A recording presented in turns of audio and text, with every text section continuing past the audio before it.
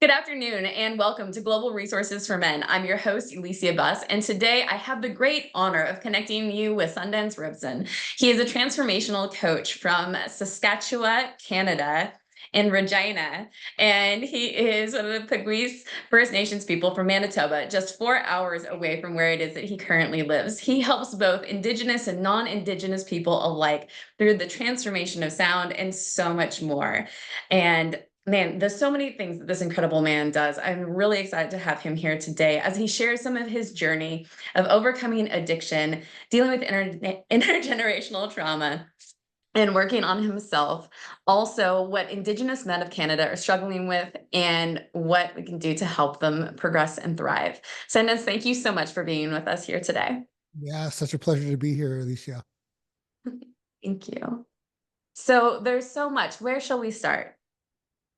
Well, it's your show, and I'm happy to cruise in any direction that you want. Well, tell us a little bit about your family and how everything started with like it informs. You said you have the intergenerational trauma, and I think a lot of people, especially from the United States, like we have our own things that we've learned about the Indigenous culture here, but we haven't heard so much about Canada. So if you'd like to talk a little bit about that to help us understand your story, I think that'd probably be a good space to start. Cool. Yeah, I'm happy to share this on this platform. And I just firstly I want to acknowledge you. And I've just really recently met you, and I love what it is that you do and what you're a stand for in um, making Indigenous voices visible. Thank Um, you. Creating visibility for someone is a really powerful thing because this has such a ripple effect in the world. And for me, so much of my life up till just a few years ago, to be quite honest with you, was me wanting to be invisible, not visible. Mm, I want to be invisible because as an Indigenous kid growing up in Saskatchewan, um, there was a time when I went to school. It was my very first day in kindergarten. And at home, they called me Sundance. And when I went to kindergarten, we had an orientation in kindergarten a couple of days before school actually started. And I saw the name Sundance written on my little kindergarten box. And a couple of days surpassed, and I was now in kindergarten. And there was a moment where all of us kids went to our kindergarten boxes, but I couldn't find the one that said Sundance on it. I went to where it was, where like I remembered it being, but it said Justin on it. Didn't say Sundance anymore. And I never asked about that till like just a few years ago, actually. Like, what was with that? yeah. And I've had lots of people ask me, like, is Sundance your real name, or is that something that you just made up? Right? Like, Yeah. it's my real name. It's a given name. It was a name that was given to me by my father. Um, but the name wasn't written on the box. And what they told my family was that Sundance is going to be too hard for him to spell. And so to kind of give some more context about where that came from was through colonization. What the Canadian government did, and also the church, and I guess basically the church and state, was they created something called the residential school system. And these residential schools were meant to take the Indian out of the child. And so if the parents didn't want the kid or the child to go to residential school, one of them would be arrested and thrown in jail. Wow. So there wasn't an option. Right. And so tons of kids were now ordered to attend these schools. And you'd have an agent knock on your door. They would have been there with the Royal Canadian Mounted Police, and they would be there for a child.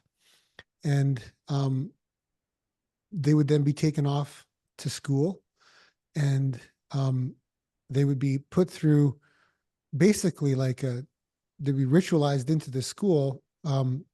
They would have their braids cut off. They would have their head shaved. Then they would be showered, and then they would be deloused. And and they would not be permitted to speak their native language, their Indigenous tongue. And you would be punished severely for that if you did speak that. And you would not be allowed to talk to your sisters, or they would do whatever they could to isolate you. Yeah. And so something that's now been addressed in Canada is this: there was a cultural genocide that took place here, and that things like sacred items, like this rattle, you know, we don't look at this as a rattle. We look at this as the spirit disguised as the rattle, you know. And so for me, I received this rattle in this lifetime by an Indigenous instrument maker.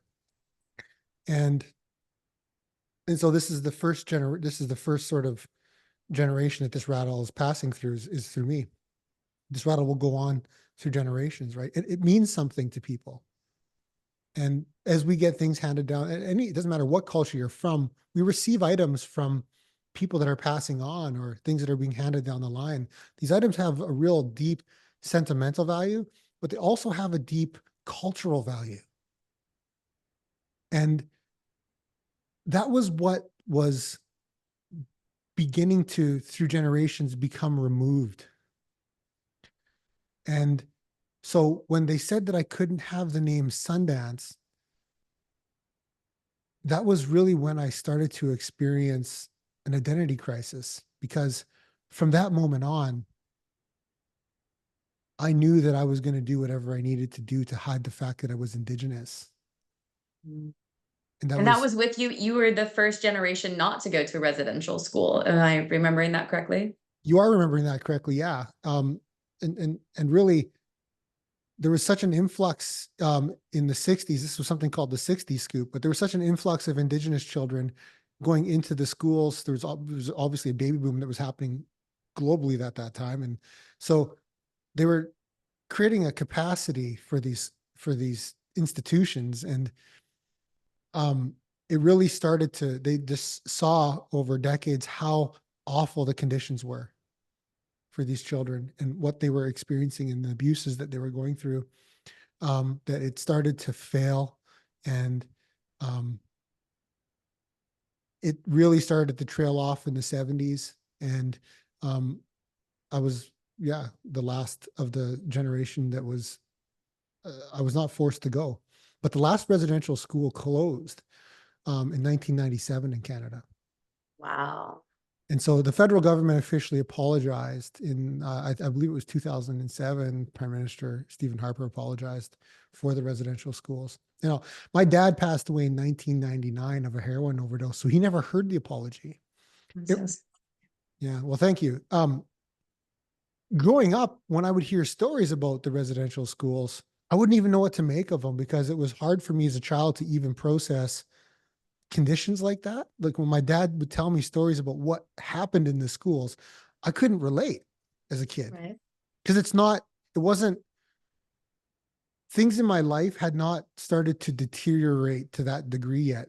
They would start, things would start getting significantly worse in my childhood. But the first part of it, when I would hear about residential school, I didn't know what to make of it. Did you feel that your father was ever able to come to a space of healing at all for any of that? No, it's, you know, and it's, even as you ask the question, it's hard to answer that. Um, because, Right. because in the depths of my soul, I always want to be able to answer that yes. I But understand. that wasn't the way that life went. Yeah. And that resulted in us as a family needing to find a way to pick up the pieces. And so, where do you even start? Where do you even start when basically the country that you live in doesn't even acknowledge that it happened? Because at that Yeah. point, it hadn't, right? Yeah. So you just sort of dig in and proceed through life. And for me, the way that I dug in was with drugs. And that When did was, that start for you? well, even when there was parties when I was a little kid, when people passed out, I would sneak out of the room and um I would drink the bottom of beers and stuff like that when I was just a kid when I was doing that. Um I'd say that I started like really into active addiction um in my teens, you know, as soon as I could get out of the house long enough, that would be Yeah. when I started into it. Um and with addiction, it's in my life, it showed up as progressive. And so I would always find ways and means to want to use more, because I think that was ultimately my drug of choice was Mhm. more. That was Yes. what it was in that time. And um, part of it was wanting to experience something else. And another part of it was hiding who I was really at within the center of my being, you know, because I I was always interested in my own spirit. I think that I can confirm that, you know. There was there was something inside of me that had a voice, but there was another side of me that wanted to do whatever I could to suppress it, Yeah. you know. And the feelings and sensations that I had developed through my body, when it was time to use, it was just time to use. There wasn't really an option, right? It was like I could tell myself when I went to bed at night, I'm not going to use tomorrow when I wake up. And I'll say to myself when I wake up in the morning, I'm not going to use today, when I'd be loaded by 11, right? Yeah. That was the way that it went. And eventually, um, I found a way to get clean. It just, it got ugly though, right? I had finally come to the end of my using when um, I was 2006. Now, this was the first time I attempted to get clean was in 2006. And um, I went to treatment, and I had some insight when I was at treatment about what life was like and what um, what it was and why I had fallen so deeply into addiction. And there was a lot of resentment in that. And I had a really hard time coping with how I felt, honestly, right? It was hard to cope with how I felt doing relationships with people. It was hard to cope with people asking anything of me. Mm. It always seemed like everything that occurred in my life, I needed to find a way to cope, right? And Right. if it was too much, it was run, you Right. know?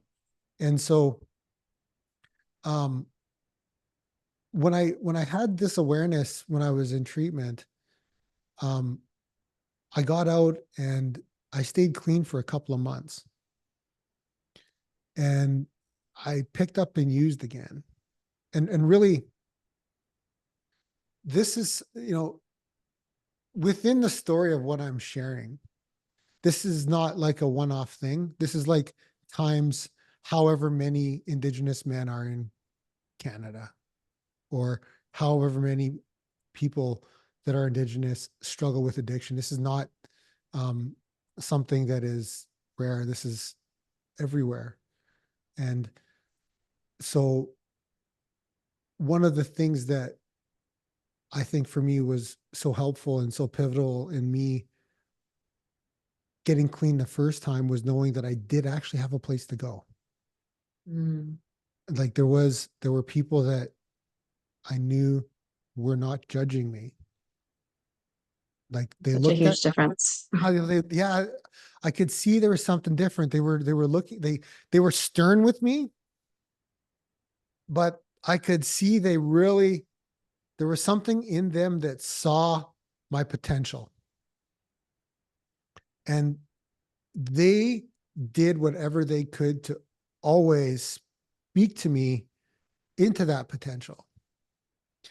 And it worked for a period of time. When I think about what it takes to, or how many people it takes to get one person clean, I mean, you're talking about a treatment center, you're talking about boards of directors, you're talking about money that's coming in to support the addict, right? And you're not, you're dealing with a societal condition, right? This is a thing that is happening within society, right? Yeah. And we're learning how to resolve this shortly over, we're learning how to resolve this incrementally over time. And it's by being seen and by being witnessed and by people understanding and knowing that they have a place that they can go, not be judged, and make an admission and continue on with the journey. Yeah, You know, it's so important. absolutely. And what was the point when you were able to finally stay clean? Yeah. So after that, I struggled for about another 6 years in and out. I'd get a week clean, I'd get 90 days clean, then I'd go back out and use for a period of time, then I'd come back at 2 weeks. And so in 2013 was when I had my last line of drugs. And that was it, you know. That was when Was I there buried the hatchet with that. was there a particular person that really helped you at the end with that, or was it just the accumulation of time and experience? So when I look back, I don't honestly see a particular person. I see so many different faces that have helped me, and some that aren't even here today anymore. Really, what happened in that one moment, I went and picked up to use. There was just this, I always identified it as like this itch to use, right? And Mhm. up to that point in my life, it always worked. The drugs always worked to make it go away. But that whole weekend when I used by myself, it didn't go away. And when I ran out, there was that existing feeling and problem still there. And I hit the floor, and in almost like a grief. And immediately after that, there was like, I know what I can do. I know what to do. You know, go to a meeting, start there. Go to Yeah. NA, right? Go to 12-step meeting. And that was where it began. And I relate that to the spirit being there for me, you know, and I'm also very grateful for my body for holding up for what it went through. And really that was the beginning of me getting involved and tapping into service. Because I Yeah. wasn't just going to go to meetings and then leave. I wanted to start tapping in. I sensed that there was something in there. If I would serve, if I would be able to get into service and be able to be with other people, that would be a healing process for me. Yeah. I really appreciate you sharing all of that courageously with us, Oh yeah, and for sure. to get to be such a great role model for people that it is possible to move through those spaces. Yeah. One of the, just as you were sharing that, I immediately had a thought, like my first relationships were drugs. That was like my first relationship. That was what I sort of, I mean, in essence, romanticized drugs. Yeah. When I got into service and when I got clean, I was able to take that, replace it with person to person relationships and actually start generating healthy relationships with people, you know, Awesome. not take myself so seriously all the time, because I take a lot of things seriously. Now, honestly, I'd relapse right away when I took Mm. things seriously. And so I learned to see myself in more of a lighter eye and realize that like when people are teasing me, it means that they kind of like me. Right. And that's like, I can be okay with that. Right. And that was a massive shift for me. Massive. That's beautiful. Thank you so much for sharing that with us. Mhm. I find so often that adults anywhere in the world oftentimes really struggle to remember to play. Yeah, absolutely. Absolutely. Just like, We're when you say play, like, so I've got these instruments here and in my rattle, and I sing and I play, and um we're actually doing an event in October. It's called The Sound of Being here in Regina. And um for me, it's about reminding to put the play back in playing, you know? yeah, That's why I do it. It's an opportunity for me to really access my inner child, because my inner child wants to play, right? And that was what I really suppressed for a long time. yeah. No, I appreciate you sharing all of that. I think so often that society says we're not allowed to indulge our inner child. It'll be immature. You won't be welcome. Like you won't fit in, right? And so I feel like adding that just natural aspect of things, and then that struggle you were having, feeling like you wanted to be invisible, seems like it'd probably be a compounding effect, right? Yeah. Yeah, absolutely. So speaking of those sorts of things, what do you feel that the men in Canada, the Indigenous men, are really struggling with? Like you spoke about addiction. What do you feel like the percentage may be of men that are struggling with that, or there in Canada? I, I wish I could give you statistical numbers. I know it's a lot, and I know that Indigenous men, um, if you look it up on Google, you'll see that incarceration is a major issue, Yeah, you know, because if you have addiction, you're going to have crime, right. you know? They definitely go hand in hand. Yeah. And so what happens in jail, for people, and that's, we've got to find a way to heal. It's that Yes. simple. We've got to find a way to address what has occurred in this nation's most vulnerable people. Yeah. And we do that through community. And really, I heard a quote a little while ago and it stuck with me. Sometimes people don't need advice. What they need is encouragement. The difference it makes to have one person believe in you. It's so true. Like, this didn't come to be because one day I just said, I'm going to do it. You know, Yeah. I wake up and do that today. This is the result of an entire community. You know, Yeah. this is the result of an entire community. And we can't do this alone. We can try, but why? Yeah. I really appreciate how much you are striving for reconciliation and supporting people to see that path and be able to come together and to heal together and individually. I feel like it's a conversation we don't have nearly often enough, let alone to hold that space and model it for other people. Because many people, I think, may want to help be part of that experience, but they have no idea where to start. Mhm. Yeah. I think this is a question that I've been asked. What can I do for reconciliation, right? And it's it's a verb. Yeah. And people want reconciliation, and the first thing that needs to be addressed is the truth. You can't reconcile if you don't know the truth. And so part of that is hearing the truth. The truth is not meant to make people feel bad. It's meant to say, this is what we've inherited. Yeah. This is what we've inherited. So collectively, we have an opportunity to do something about this. No one alive today created the residential schools. So this is something that we have to work together on collectively. And ultimately, what happens when you do this is you wake up to something that's greater in yourself because of the action that's being taken. You have an opportunity to connect with people in a way that is really deep. You learn how to listen. I learned how to listen, you know?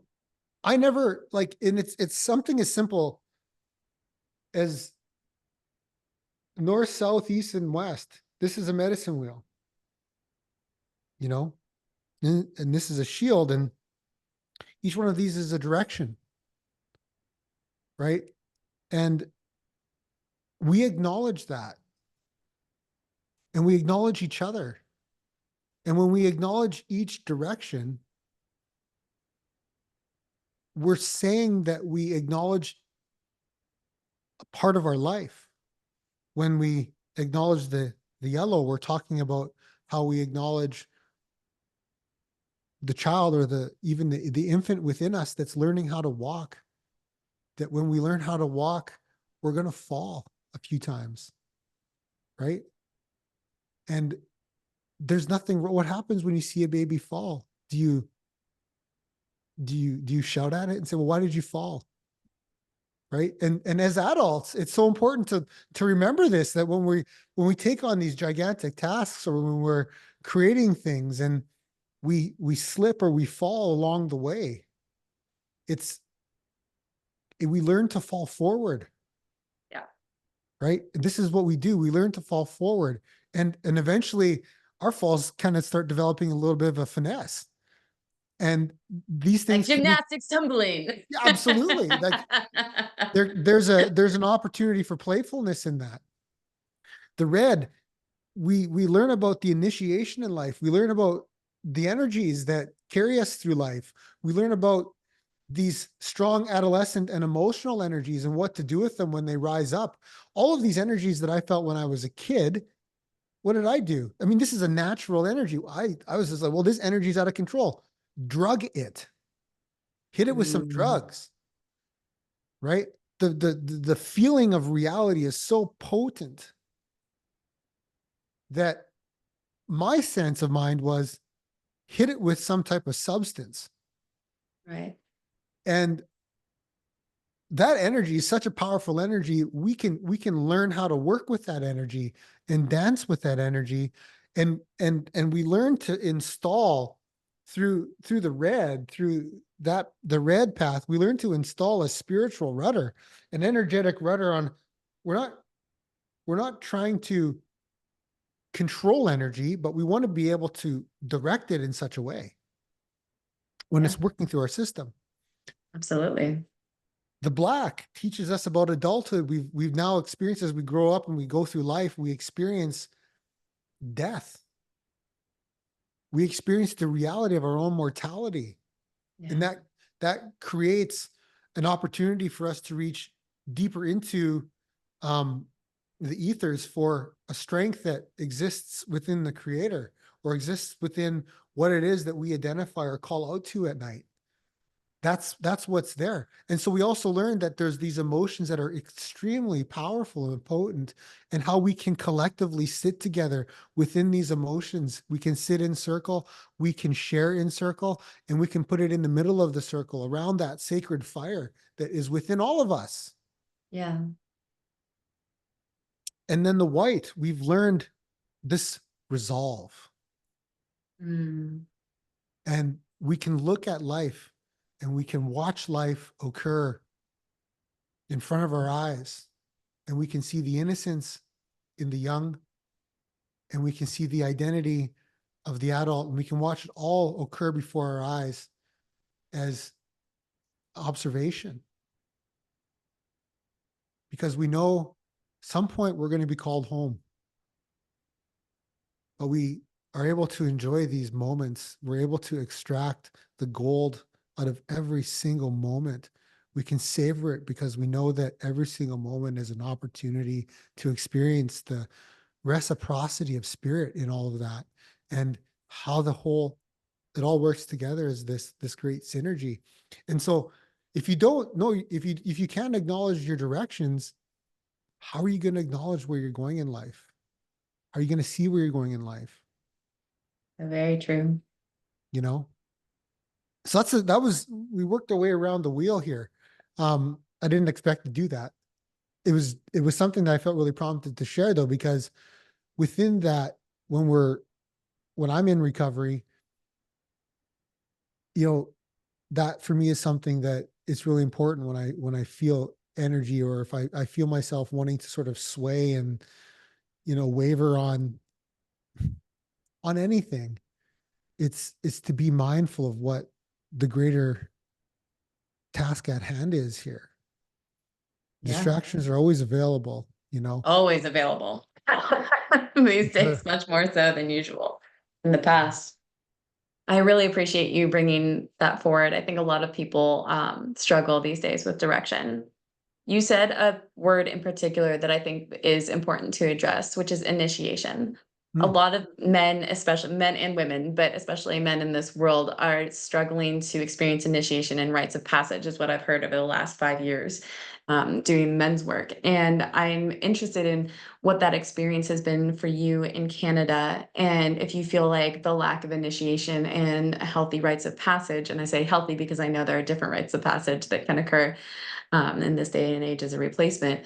Um, and that's part of what's creating blocks for the Indigenous men in Canada Hmm. to be able to heal. Yeah, well, initiation has always has been with us longer than this the whole West existed, you Yep, know. I And do. the word teenager just showed up, I think, in the 50s or 40s. The word teenager never existed until the 19th century. So you were either a child or you were an adult. You're one or Right. the other. Yeah. And so um, there's opportunities to sit in ceremony, and this is really the work of being on the path yourself. This is a real um, individual thing. I look at it like when you talk about rites of passage or when you talk about initiation, like you just said that, Mhm. it's like going through a turnstile, or it's like going through um, security at an airport. There's We can move together in a group, but at some point, we're all gonna. There's gonna be a point where one of us goes through at a time. Yeah, like the passing through the eye of the needle. Yeah, that's exactly it. And so that that's what initiation is. And you know, I can share something about men's initiation. And there's a story here. And um, the boy was sitting with his mother, um, and one day the men that were off in the bush had come down, and they said, we're here for the young one. And his mother knew. And so the boy went with these men from the tribe into the bush, and they said, you're gonna go and sit on that square over there. You're gonna sit there for 3 days. You're gonna sit there for 3 nights. We're gonna be way over there on the other side of that hill. But we're gonna hold a fire for you, and we're gonna make sure that the fire burns while you're sitting there. Okay. And if you find yourself afraid, pray. Reach out to Creator. Dive deep. That's the time for you to search. But you're gonna sit on that square. And if you leave that square,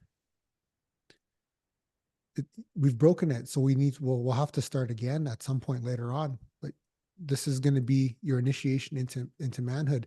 And so there was also a piece where you're being now accepted into the social, you're being socially accepted in with the man now also.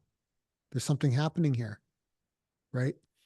And so the boy sat for 3 days and 3 nights. And he sat there, and he was some nights he was really cold, you know.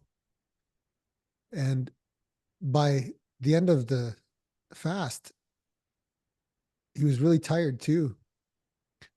And he found himself scared at times, but he stayed on that square. And one of the men came and got him and said, you can come now, come back with us. And so they walked through the bush, over the hill, and down where these other men were in this sort of low clearing, sitting around the fire. It was already evening again on that last night, and everyone was quiet. There wasn't a bunch of talking. And they had a gourd. It was a gourd that was cut in half. And one of the men pricked the side of his arm and sort of bled into the gourd. And they passed the gourd around to each man, and each man did the exact same thing, putting a little bit of blood in that gourd. And it came finally back around to the man that started it, and he had a sip of it. And then he looked at the boy who was now becoming a man. He handed him the gourd, and the boy sipped it. And it was in that moment they all started to smile and laugh. And that was the very first time in his life he had been nurtured by someone other than his mother. He'd been truly nurtured by men. And he'd been received into this group of men. His life would never be the same. It was changed. You know, and that's a real deep thing. Yeah. You know? Powerful story, to be certain. Yeah. Because there's lots of things that would have come up sitting on that square over those 3 days and 3 nights, scared, and, you know, animals passing by and stuff. And so you find ways to address these energies. Yeah. And so now in present time, do you feel that men are still able to access such experiences, or Yes. is the lack thereof part of what you feel is creating the problem with addiction and the struggle there and the wounds that men need to heal to be able to progress and thrive as Yeah. Indigenous people? Yeah. So the first thing, yes, that is still available for men. It's fantastic. That is still available for men.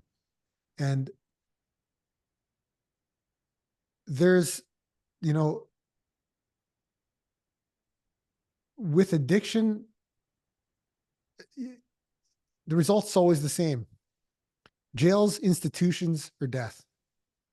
Those are basically the 3 things you have to look forward to if you continue to use. If something occurs where you're able to get an insight and wake up and have an opportunity to get clean, the opportunity to move into ceremony and the opportunity to move into these rites of passages will start making themselves be visible. There's a requirement. The requirement is that at some point you reach out. Right. Right? This isn't something that happens from sitting on your couch. There's even with me, like I could have continued to sit in my condo and not do anything with myself and not go to a meeting or not be curious about how do all these people stay clean? You know? Because when I had gotten clean the first time, I'd gotten clean. I was clean for around 90 days or so. But I would see people that were struggling again, like I used to struggle. We come in, they get 2 days, 3 days, a week, 2 Right. weeks, but then go back out, right? Well, after those 6 years had passed and I struggled going in and out of the room, I remember sitting at that one of those meetings after I decided to stay clean. And I woke up to the reality that all of these people that I watched struggle so hard, they'd been clean now for 4 years, some of them, right? Like some of them have been clean since that whole sort of time I'd went into recovery. And I really thought, like, holy, what did I miss something here? Yeah. So that was a real wake up call in itself. Like, if these people can stay clean, I stand a shot. This is true. I stand a shot. And and truly there was so much more waiting for me by doing this one day at a time. At what point did you become a transformational coach and integrate all your life of music Mhm. and be So able to step into that space of service to help people. I mean, you live in one of the worst parts of Regina, right? Like yeah, our the building where you is have, our yeah, where you building's have in your North Central. 100%, yeah, Indigenous owned business, which is fantastic. Yeah, yeah, 100% Indigenous owned in business, Indigenous business, Spirit Wealth Collective Corp. And we're in North Central in Regina, Saskatchewan, Canada.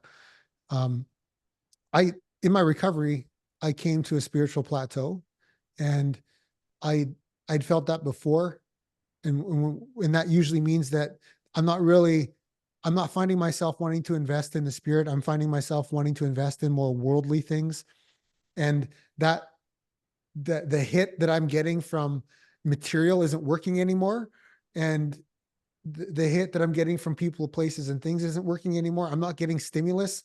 I'm now overstimulated. And the only thing that I'm going to be able to address my overstimulation with is drugs. Mm. And so that was like, boom, red flag.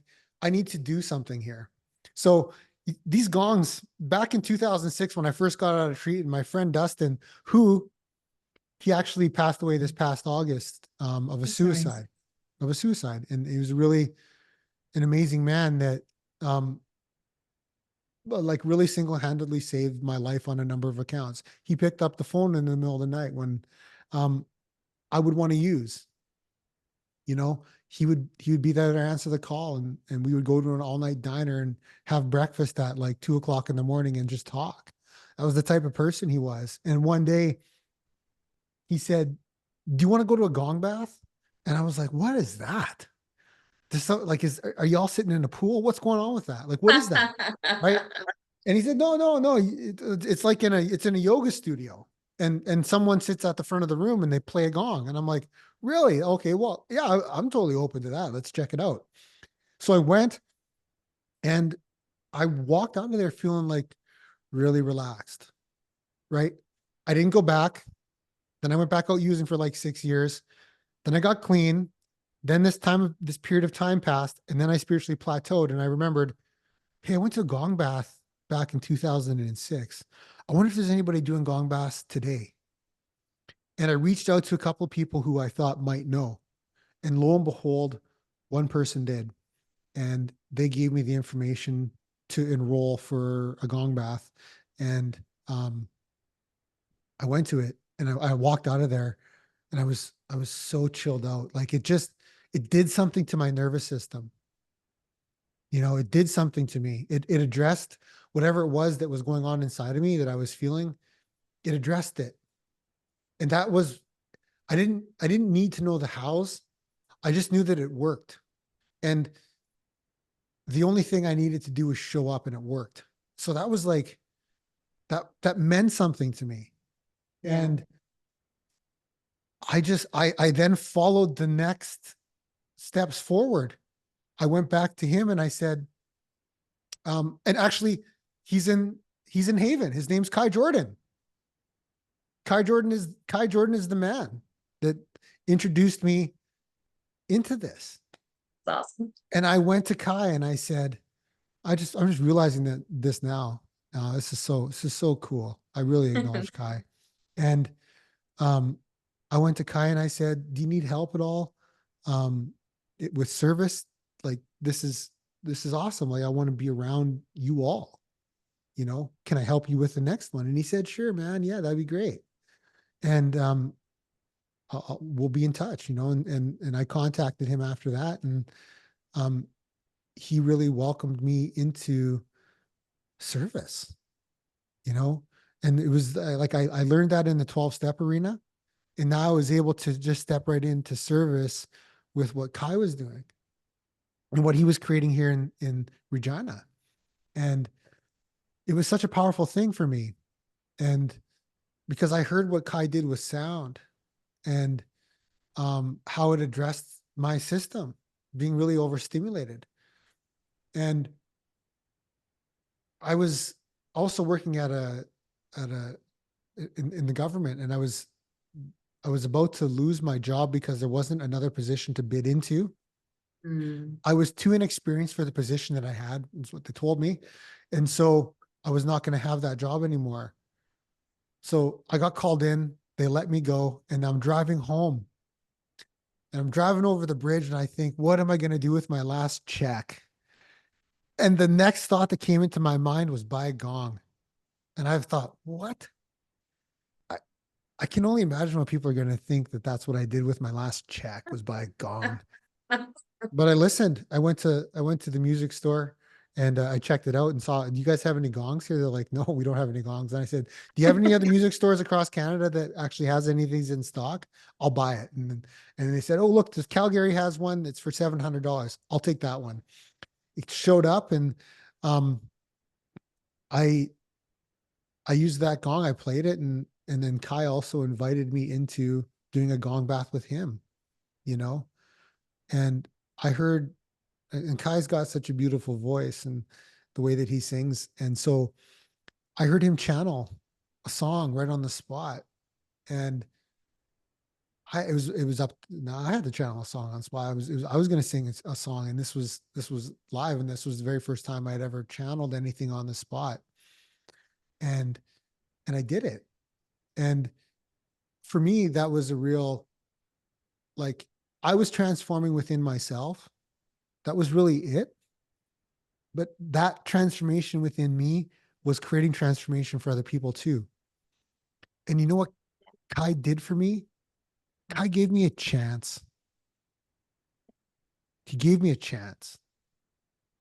And this is what I've done with that chance, you It's know? beautiful. So I can channel a song here right now Sure.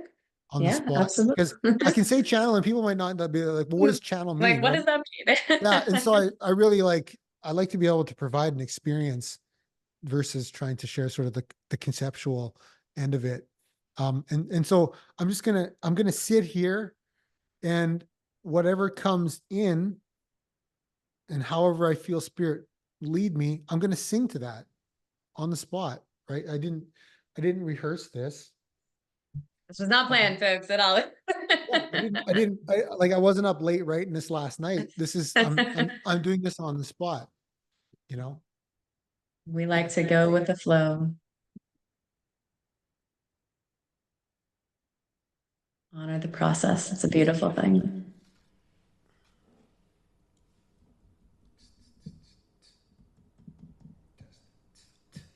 Test, test. Yeah.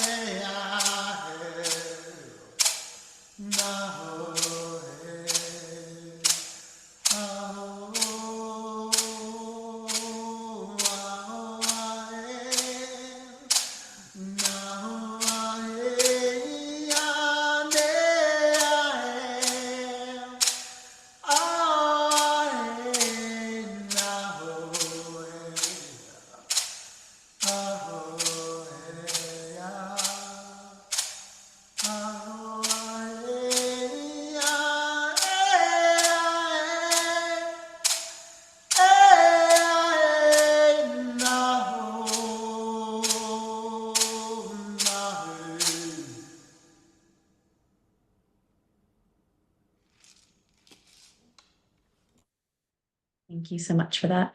It was beautiful. Such an honor and a privilege to be able to share that space with you and experiencing that channeling. Yeah. Yeah. It's fun to do. So I feel like on that incredibly beautiful note, where can people find you if they want to invite you to be interviewed on their own channel, or if others are seeking the sort of transformational coaching that you can provide for them? Spiritwealth.ca on the internet, right here on Facebook, Sundance Robson, on Instagram, Sundance Robson. If you use any of those three, I'm super easy to get a hold of. Fantastic. And you serve both the Indigenous and non-Indigenous communities. Correct. Absolutely, absolutely. Yeah, I'm doing work with the government also, the federal government, the provincial government, um, and helping raise awareness cross culturally to Fantastic. help give people perspective and insight. Wonderful. And are you open to traveling and going and doing different speaking engagements and retreats and whatnot? Absolutely, absolutely. And in fact, I just sang at the Ultimate Experience Birmingham this past May, and that was such a powerful experience to be able to do this um, in another country was really powerful. It's amazing. And so yeah, I am open. Absolutely. It's just there's got to be a strong agreement. Yes. I understand. So a question that I forgot to front load you with that I ask every single person that I interview is that who inspires you in the world today? And it can be more than one person.